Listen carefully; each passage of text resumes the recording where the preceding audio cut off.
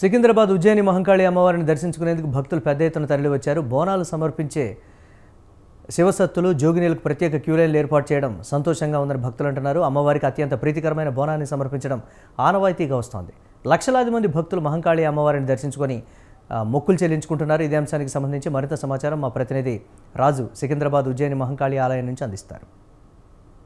మహంకాళి అమ్మవారిని దర్శించుకునేందుకు భక్తులు పెద్ద ఎత్తున తరలి వస్తున్నారు. అయితే మధ్యాహ్నం 1 గంట నుంచి 4 గంటల 30 నిమిషాల వరకు కూడా శివసత్తులు జోగినీలు బోనాలను సమర్పించేందుకు అమ్మవారి సన్నిధికి చేరుకుంటున్నటువంటి పరిస్థితి ఉంది.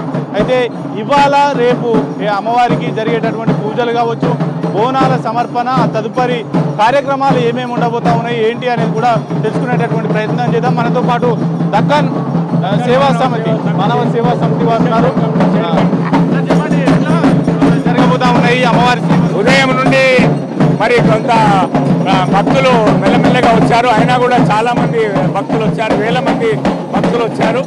మరి ఈరోజు పౌర్ణమి కనుక కొంత ఆ కార్యక్రమాలు చేసుకొని వాళ్ళు తిరిగి వస్తున్నారు. మరి ఇప్పుడు జనం విపరీతంగా వస్తూ ఉన్నారు. వారికి అన్ని లైన్లు చాలా దూరంగా ఉన్నాయి. అన్ని బందోబస్తుల క్యూ లైన్ల ద్వారానే దర్శనం ఇస్తున్నారు. ఓన్లీ శివశక్తులకు మాత్రమే ప్రధాన ద్వారం గుండా వాళ్ళు వస్తున్నారు. కాబట్టి మరి ఈ కార్యక్రమాలు ఇవాళ రాత్రి కొన్ని పూజలు ఉంటాయి అమ్మవారి. రేపు ఉదయము అమ్మవారికి పూజలు చేసి మరి బలి అర్పిస్తారు. దేవాలయం శుద్ధి చేస్తారు. దేవాలయం శుద్ధి చేసిన తర్వాత భవిష్యవాణి చెబుతుంది అమ్మవారు. ఆ పచ్చికుండ మీద అమ్మవారు నిలబడి భవిష్యవాణి చెప్తుంది. ఆ పచ్చికుండ మీద ఉన్నప్పుడు ఆ కుండకి ఏం కాదు, భవిష్యవాణి చెప్పిన తర్వాతనే కుండ పటాపంచలై పలిగిపోతుంది. మరి అట్టి శక్తి కలిగిన అమ్మవారు కాబట్టి ఆమెని ఉజ్జయిని నుండి మిలిటరీ డోలీ బేరర్ తీసుకొచ్చారు. 200 సంవత్సరాల పూర్వం ఈ కార్యక్రమం జరిగింది. అమ్మవారిని ఇక్కడ ప్రతిష్ఠించడానికి గల కారణాలు ఏంటి, అమ్మవారిని ఆ చరిత్రకు సంబంధించిన ఆ రోజుల్లో కలరా రేపు వ్యాధులు ఉండేది. మరి మిలిటరీ బేరర్స్ అక్కడ ఉన్నప్పుడు ఉజ్జయినిలో వారికి స్వప్నం ద్వారా అమ్మవారు తెలుసుకొని ఆ యొక్క అమ్మవారు ఇక్కడికి రావడం జరిగింది. ప్రతిష్ఠించిన తర్వాత అమ్మవారు శాంతింపజేసింది. ఏనుగు అమ్మవారి మీద ఊరేగించే సమయంలో ఎక్కడెక్కడ అమ్మవారిని ఊరేగింపు నగరం అంతా కూడా ఊరేగిస్తారు. దానికి ఒక మ్యాప్ ఉంది. అదే పురవీధుల్లోనే ఊరేగిస్తారా లేదంటే బయట కూడా ఊరేగిస్తారు. మీరు పోలీస్ స్టేషన్ లో దాని మ్యాప్ ఉంది. ఆ మ్యాప్ ప్రకారం వెళ్ళండి, చూడండి. ఓవరాల్ గా ఈ యొక్క 2 రోజుల పాటు అమ్మవారిని దర్శించుకునేందుకు ఎంతమంది భక్తులు రావచ్చు?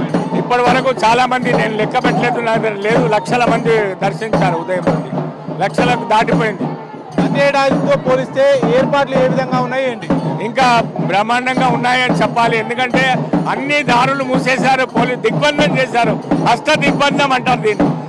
ఈ యొక్క వీధుల నుండి రాని కూడా లేకుండా వాళ్ళు ఊరంతా తిరిగి రావాల్సి వస్తుంది. అదొక ఇబ్బందిగా ఉంది.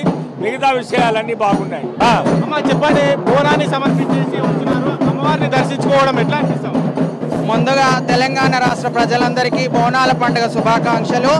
ప్రతి ఒక్కరికి కూడా శనార్థులు తెలియజేసుకుంటున్నాను. ఈరోజు ఉజ్జయిని మహంకాళి బోనాల జాతర అంగరంగ వైభవంగా జరిగింది. చాలా సంతోషంగా ఉంది.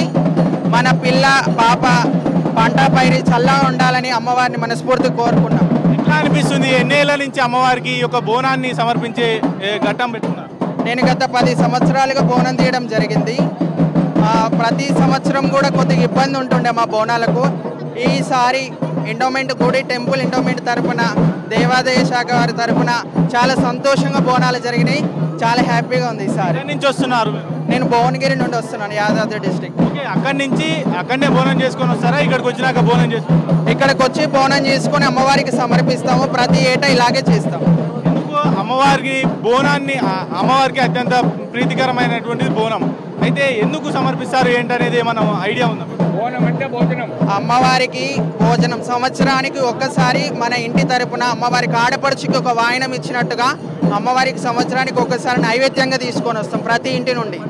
అమ్మ మీరు చెప్పండి, మీకు ప్రత్యేకంగా జోగినీలకు అలాగే శివసత్తులకు ప్రత్యేకించి క్యూ లైన్ ఏర్పాటు చేశారు బోనాలు సమర్పించేందుకు. ఇది ఈసారి కొత్తగా ఈ యొక్క ఏర్పాట్లు చేశారు, ఎట్లా అనిపిస్తుంది? చాలా సంతోషంగా ఉంది.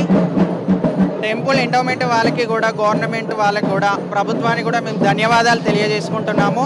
ఈసారి చాలా సంతోషంగా ఉంది. మేము అనుకున్న విధంగా మాకు కేటాయించారు లైన్.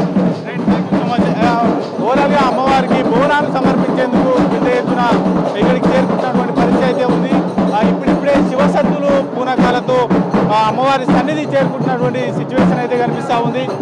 అమ్మవారి సన్నిధికి చేరుకునేటటువంటి శివసత్తుల పూనకాలతో పోతరాజుల వీరంగం, అలాగే అమ్మవారికి జోగినీలు పెద్ద ఎత్తున అమ్మవారికి బంగారు బోనాలు సమర్పించేందుకు కూడా ఇక్కడికి పెద్దగా తరలి వస్తున్నటువంటి సిచ్యువేషన్స్ అయితే కనిపిస్తూ ఉన్నాయి.